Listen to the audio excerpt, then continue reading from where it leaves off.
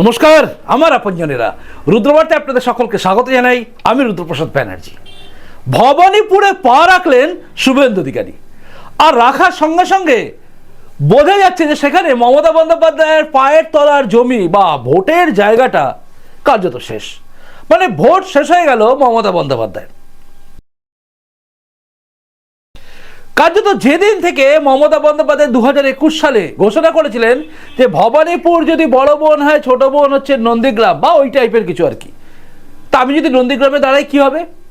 2021-এর সেই সবচেয়ে বড় ভুল ব্লান্ডার করেছিলেন মমতা ব্যানার্জি এবং একদম নন্দীগ্রামে দাঁড়িয়ে হেরে চলে এসেছিলেন। কারণ শুভেন্দু অধিকারী বলেছিলেন আমি হারাবো, বলে বলে হারালেন মমতা ব্যানার্জিকে।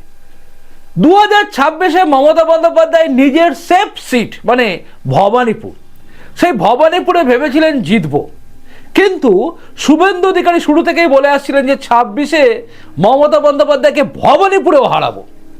তখন অনেকেই ছেলে খেলাভাবে ভেবেছিল যে শুভেন্দু অধিকারী বলছে কাউকে দাঁড় করিয়ে হারানোর কথা বলছে, কিন্তু শুভেন্দু অধিকারী যে ওখানে ভবানীপুরে এসে দাঁড়াবেন এটা কেউ স্বপ্নেও কল্পনা করেননি।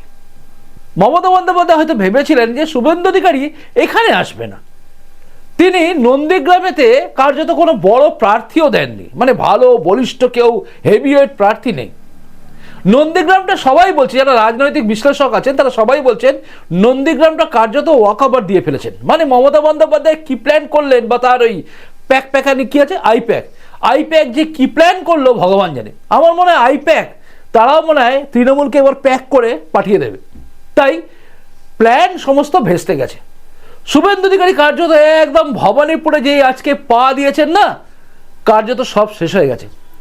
কারণ এটাই আমরা জানতাম যে ভবানীপুরে শুভেন্দু অধিকারী দাঁড়ালেই একটা নাড়াচাড়া পড়ে যাবে। দেখুন, আমি আপনাদের প্রথমে বলেছিলাম, আপনারা যদি আমার প্রতিবেদনগুলো খেয়াল করেন তাহলে দেখবেন 2021-এর শুরুতে আমি বলেছিলাম, যখন মমতা বন্দ্যোপাধ্যায় বলেছেন না যে আমি নন্দীগ্রামে দাঁড়াবো, আমি সেদিন বলেছিলাম যে মমতা বন্দ্যোপাধ্যায় শাঁখের কড়াতে পা দিয়ে ফেলেছেন, এগোলেও কাটবে পিছলেও কাটবে, মানে আর ওঠা যাবে না, আর প্রার্থী হলে হারবেই, প্রার্থী না হলেও বদনাম। সেই মমতা বন্দ্যোপাধ্যায় হেরেছিলেন এবং আমি আপনাদের বলেওছিলাম ওখানে হারবেই হারবে। আজ বলছি, নন্দীগ্রামে যেভাবে মমতা বন্দ্যোপাধ্যায় হেরেছিলেন ভবানীপুরেও হারবেন। কারণ এসআইআর এর ফলে যে নাম বাদ গেছে সেগুলো তো বাদই দিলাম, ভবানীপুরের মানুষ আজকে অতিষ্ঠ। শুভেন্দু অধিকারী একটা হেভিওয়েট নেতা, সবাই ধরে নিয়েছেন যে বিজেপি কিন্তু ক্ষমতায় আসছে, তাই সবাই চাইবেন যে আমার এলাকার বিধায়ক হোক এমন কেউ যিনি কিন্তু বিধানসভায় ফ্যাক্টর হবেন, মানে বিধানসভায় এমন জায়গায় থাকবেন যেটা ফ্যাক্টর। আর বাংলার বুকে একটা দাবি অলিখিতভাবে হয়েই যাচ্ছে যেন যে মুখ্যমন্ত্রী এবার হয়তো শুভেন্দু অধিকারী, এটা চলছে। তো সেখানে দাঁড়িয়ে বিধানসভায় মমতা বন্দ্যোপাধ্যায় হারার জায়গা কিন্তু তৈরি ছিল, আর এবার শুভেন্দু অধিকারী দাঁড়াতে কি হলো একবার দেখুন।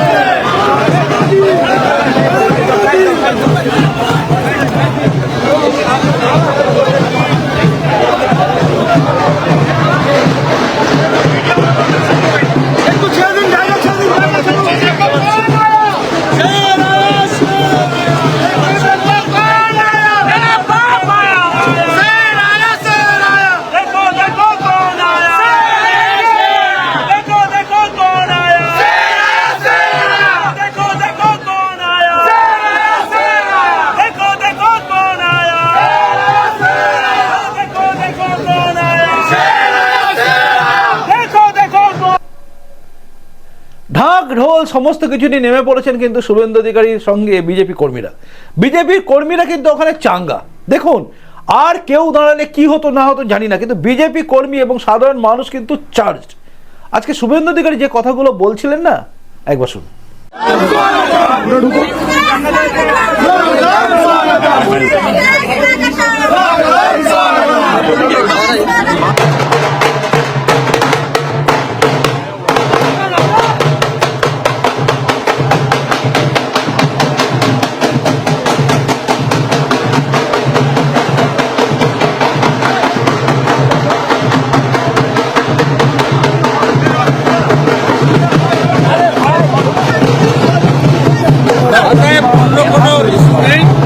আমি জিতবো, তারপরে প্রধানমন্ত্রী যে আমাকে বলে দেবে কি করবে।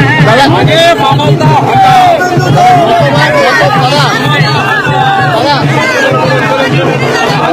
দাদা দাদা দাদা আজকে কেমন সারা পেলেন ভবানীপুরে? আমাকে পার্টির ওয়ার্কাররা তো দিয়েছিল, মোদিজি দিয়েছে আমাকে, আমি নামার পরে এখানে সকাল থেকে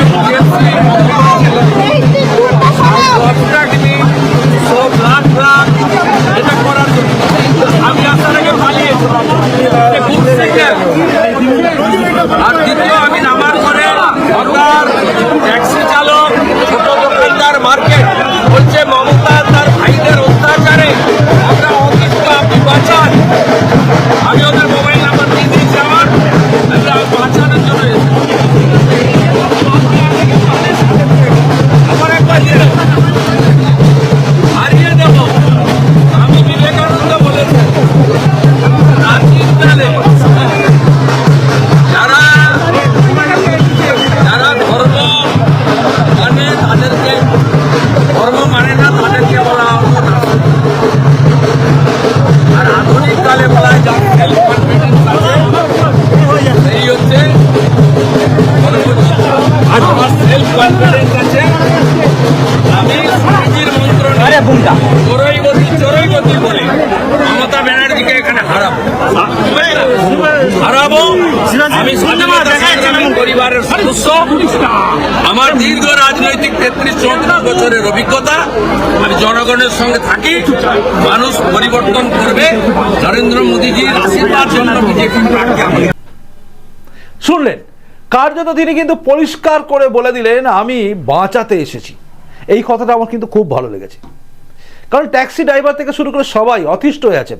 এক তো মমতা বন্দ্যোপাধ্যায়ের বাড়িটা যেখানে আছে এবং অভিষেক ব্যানার্জির বাড়ি যেখানে আছে, এই জায়গাটা নিরাপত্তা ব্যবস্থা এমন করে দিয়েছে যে সেখানকার সাধারণ মানুষের অবস্থা মানে কি বলবো, হিমশিম খেয়ে যাচ্ছে আর হাঁসফাঁস করছে মানুষ।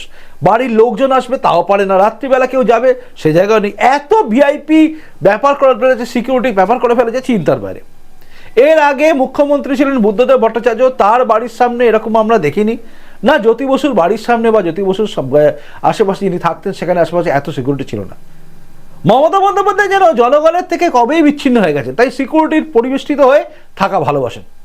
এমন সিকিউরিটি যে সেখানে কেউ গলতেই পারবেন, আপনি যেতেই পারবেন না। সাধারণ মানুষ কেন যাচ্ছেন, কি জন্য যাচ্ছেন প্রশ্ন করতে করতে শেষ করে দেবে। এই যে ব্যাপারটা, এটাও কিন্তু সাধারণ মানুষকে, একদম মমতা বন্দ্যোপাধ্যায়ের পাড়ার লোককে পর্যন্ত অতিষ্ঠ করে তুলেছে। এটা আপনারা দেখেছেন বিভিন্ন সময় বিভিন্ন প্রতিবেদন, বিভিন্ন জায়গায় বিভিন্ন মানুষ বলেওছে। মমতা বন্দ্যোপাধ্যায় ভাইদের নিয়ে অনেকে কিন্তু অনেক রকম অভিযোগ করেছেন। শুভেন্দু অধিকারীকে কাছে পেয়ে অনেকে উগড়ে দিয়েছেন। আর শুভেন্দু অধিকারী নামা মানে সবাই বুঝে গেছেন এ হারবে মমতা ব্যানার্জি, কারণ একবার যখন হারিয়েছে আরেকবার হারিয়ে দেবে। আর শুভেন্দু অধিকারী বলেও দিয়েছেন আমি হারাবো। শুভেন্দু অধিকারী কিন্তু পরীক্ষিত সত্য, যিনি বলেছিলেন হারাবো, হারিয়ে দিয়েছে। এই রাজ্যের মুখ্যমন্ত্রী এবং তার ভাইপো অনেক কথা বলেছিল, বড় বড় নন্দীগ্রামে জিতে আসবো, কেউ বলেছিল কবজি কেটে ফেলবো যদি জিতে যায়, কেউ বলেছিল রাজনীতি ছেড়ে দেবো, কাজ করা হয়েছে। হেরে ভূত হয়ে গেছেন মমতা ব্যানার্জি। তাই সবাই জানে পরীক্ষিত সত্য হচ্ছে শুভেন্দু অধিকারী। মমতা বন্দ্যোপাধ্যায় পরীক্ষিত মিথ্যে কথা বলেন, তার মমতা বন্দ্যোপাধ্যায়ের কথা মেলে না। আর তৃণমূলে কোনো নেতার কথা মেলেনি যে জিতেই যাবে। মমতা বন্দ্যোপাধ্যায় হেরে ভূত হয়ে গেছিলেন। আর 1 নয় 5 6 হেরে যাওয়া মমতা বন্দ্যোপাধ্যায় এই 5 বছর হয়ে গেল, এখনো পর্যন্ত প্রমাণ করতে পারলেন না সেটা জাল ভোট ছিল বা জোর করে আলো নিবিয়ে ভোট দিয়েছেন, খালি ডায়লগ বাজি। তো ঢপের চপ মারা মুখ্যমন্ত্রী থাকা মমতা বন্দ্যোপাধ্যায়ের দিন যে শেষ হয়ে গেছে এটা বোঝা যাচ্ছে। আর বাংলার বুকে সবাই উন্মুখ হয়ে আছে এই সরকারটাকে ফেলে দিতে, মানে সরাতে। সবাই চায় পাল্টাই। সবাই চাইছে বদলানো দরকার, তাই চাই বিজেপি সরকার। আর সেই জায়গায় দাঁড়িয়ে থাকা ভবানীপুরও কিন্তু চাইছে মমতাকে আর দরকার নেই, কারণ মমতা বন্দ্যোপাধ্যায় এবং তার দলবলকে দেখে বুঝে গেছেন তারা ভবানীপুরবাসী যে কী জায়গায় নিয়ে গেছে ভবানীপুরকে। তাই পরিবর্তন হচ্ছেই। শুভেন্দু অধিকারী পা রাখার সঙ্গে সঙ্গে জনগণ যেভাবে উদ্বুদ্ধ হয়ে পড়ে, যেভাবে ওপর থেকে মানুষ দেখা শুরু করেছে, যেভাবে মানুষ নেমে পড়েছে, সব কিছু কার্যত বুঝিয়ে দিচ্ছে যে এবার আর মমতা বন্দ্যোপাধ্যায় সেই জায়গায় নেই। এসআইআরের ফলে ভোট বাদ দেওয়া এবং তার সঙ্গে সঙ্গে বিজেপি কর্মীদের উদ্বুদ্ধ হয়ে নামা এবং আশেপাশে মানুষের একদম বিশ্বাস যে শুভেন্দু অধিকারী পারবেন মমতা ব্যানার্জিকে হারাতে, কারণ আগেও হারিয়েছেন, এবারও হারাবে। তাই সব মিলিয়ে পা রাখতেই আজকে হিন্দু নববর্ষের প্রথম দিন, মানে নববর্ষ আর কি, তো সেদিনই একদম উদ্বোধন করলেন শুভেন্দু অধিকারী একদম ভবানীপুরের মাটিতে দাঁড়িয়ে, এবং সেখানে দাঁড়িয়ে কার্যত তৃণমূলের মমতা বন্দ্যোপাধ্যায়কে হারানোর প্রথম পদক্ষেপটা কিন্তু ফেলে দিলেন, তাই না? জানি না আপনি কি ভাবছেন, আপনার কি মনে হচ্ছে অবশ্যই জানাবেন। আপনাদের প্রত্যেকের কমেন্টসের দিকে নজর আমার থাকবে, আর আমার পরবর্তী প্রতিবেদনের দিকে নজর থাকুক আপনার। আসি এখনকার মতো, দেখা হচ্ছে এর পরের রুদ্রবার্তাতেই। নমস্কার, বন্দে মাতরম, ভারত মাতা জয় হোক, জয় হিন্দ।